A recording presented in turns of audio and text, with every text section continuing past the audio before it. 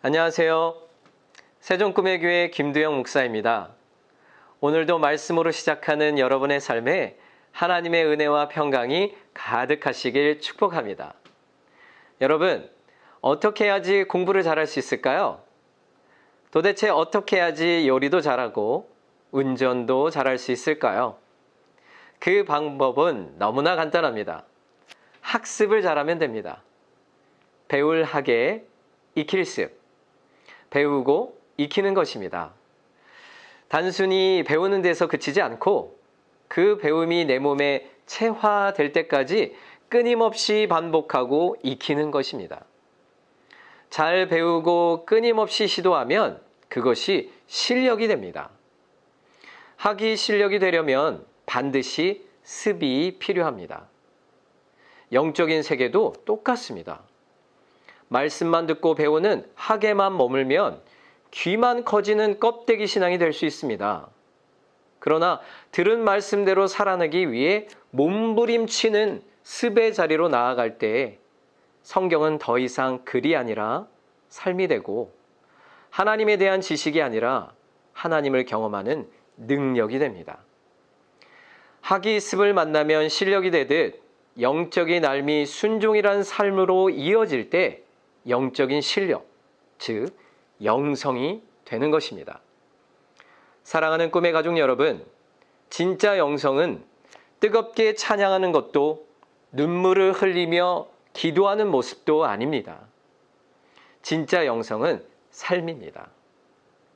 예배당 문을 열고 나온 뒤 시작되는 지극히 평범한 일상에서 증명되는 것입니다.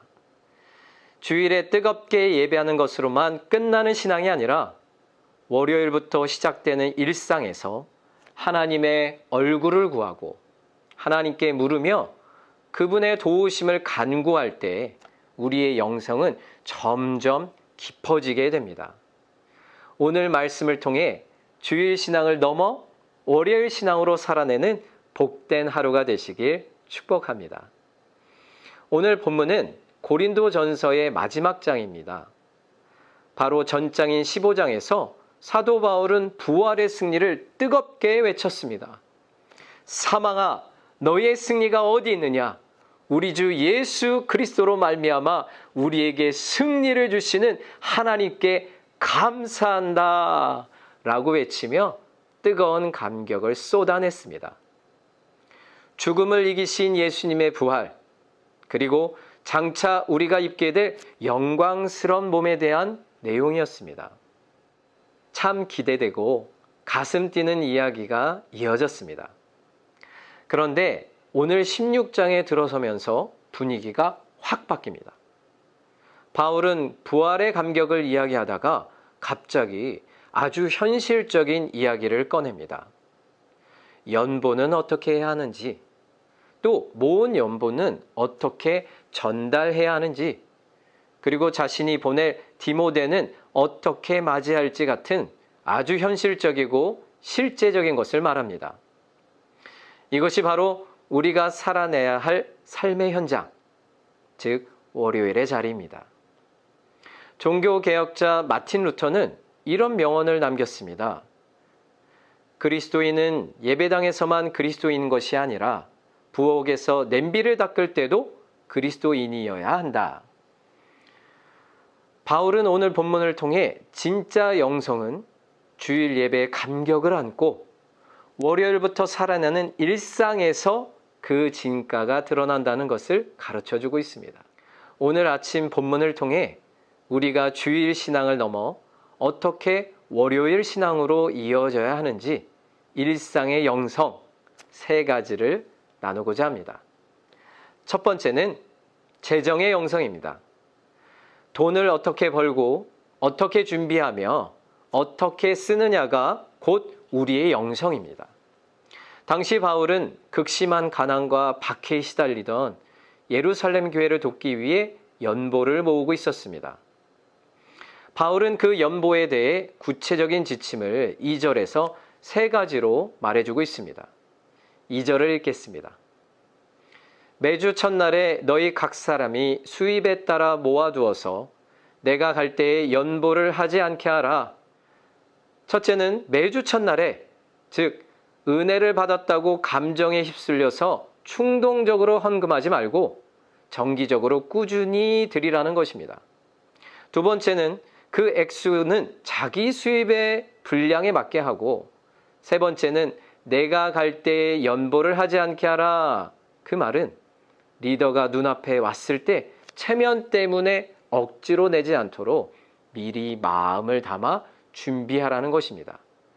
게다가 바울은 3, 4절을 보면 내가 이를 때에 너희가 인정한 사람에게 편지를 주어 너희의 은혜를 예루살렘으로 가지고 가게 하리니 만일 나도 가는 것이 합당하면 그들이 나와 함께 가리라.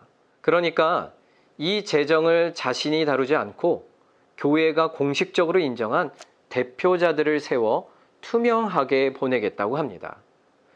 물질은 하나님께 대한 우리의 마음을 달아볼 수 있는 강력한 도구입니다.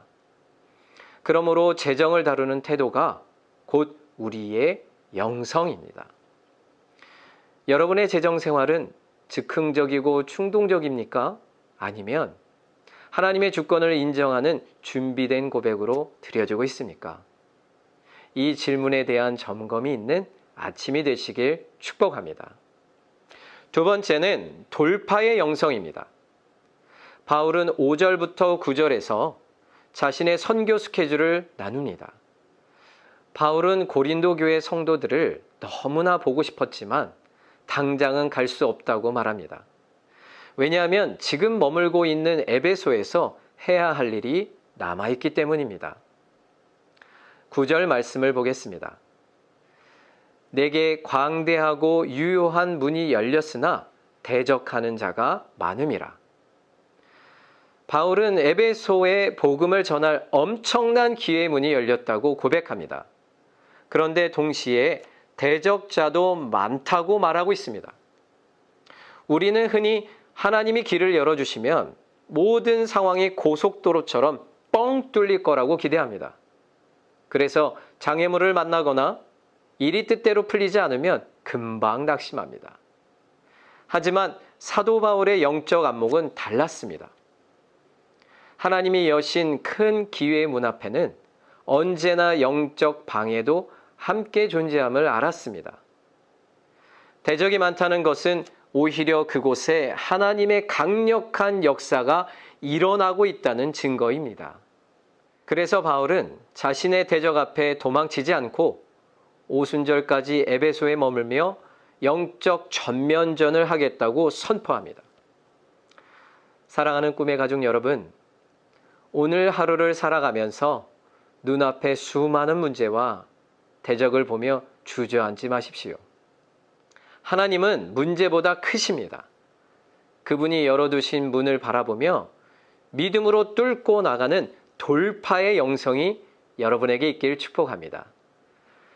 마지막 세 번째는 관계의 영성입니다. 10절에서 12절을 보면 바울은 자신의 동역자들인 디모데와 아볼로 이야기를 꺼냅니다. 여기서 바울의 아주 성숙하고 따뜻한 리더십, 즉 관계의 영성을 엿볼 수 있습니다. 10절을 읽겠습니다. 디모데가 이르거든 너희는 조심하여 그로 두려움이 없이 너희 가운데 있게 하라. 이는 그도 나와 같이 주의 일을 힘쓰는 자임이라. 바울은 고린도 성도들에게 디모데가 가거든 그가 두려움 없이 너희 가운데 머물 수 있도록 조심하라.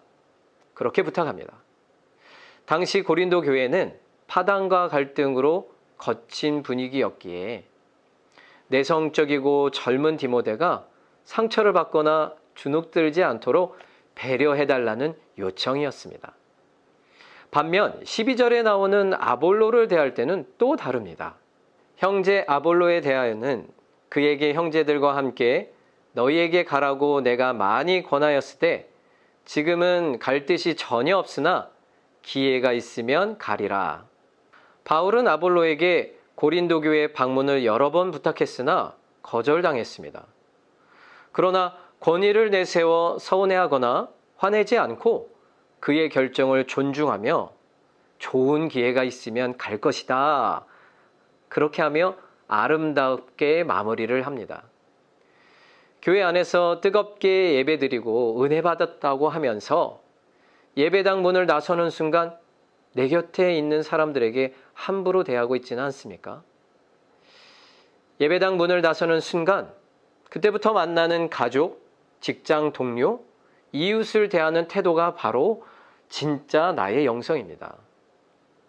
바울이 보여진 관계의 영성은 거창한 것이 아닙니다.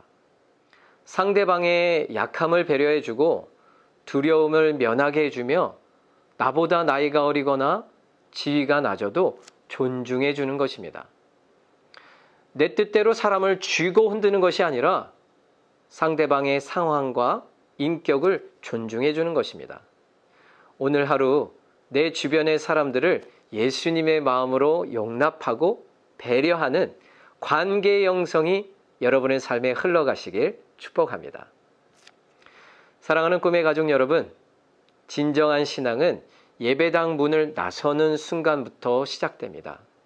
오늘 하루 여러분에게 주어진 일상의 자리에서 주일 신앙을 넘어 주님의 자녀로 멋지게 살아내는 월요일의 신앙이 되시길 주님의 이름으로 축복합니다. 함께 기도하겠습니다. 하나님 아버지, 주일에 받은 은혜와 감격이 일상의 순종으로 이어지는 진짜 크리스찬의 삶이 되길 기도합니다. 오늘 내게 주어진 삶의 현장에서 물질을 바르게 다스리는 재정의 영성을, 대적 앞에서도 낙심하지 않는 돌파의 영성을, 만나는 사람들을 주님의 마음으로 품는 관계의 영성을 훈련하는 매일이 되게 하여 주시옵소서. 그리하여 우리의 일상이 하나님을 경험하는 기적의 통로가 되게 하여 주시옵소서. 예수님의 이름으로 기도합니다. 아멘.